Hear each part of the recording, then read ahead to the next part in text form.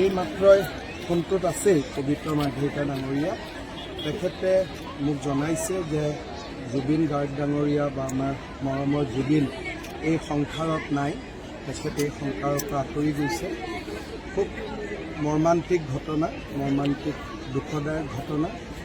আজি আমি বিজেপি দলে আজি গধূলিও আমি নিৰ্বাচনী প্ৰচাৰ নকৰোঁ। মই এতিয়া খালি গুমাত গৈ মানুহখিনিক নমস্কাৰ কৰি মই গুৱাহাটীলৈ তুৰন্ত উভতি যাম।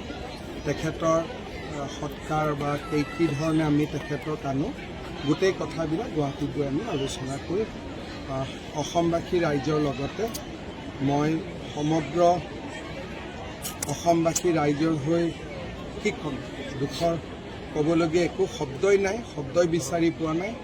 এটা মৰ্মান্তিক ঘটনা, জাতিৰ অপূৰণীয় ক্ষতি, জাতিৰ এটা অমূল্য সম্পদ আমি হেৰুৱাই পেলালোঁ।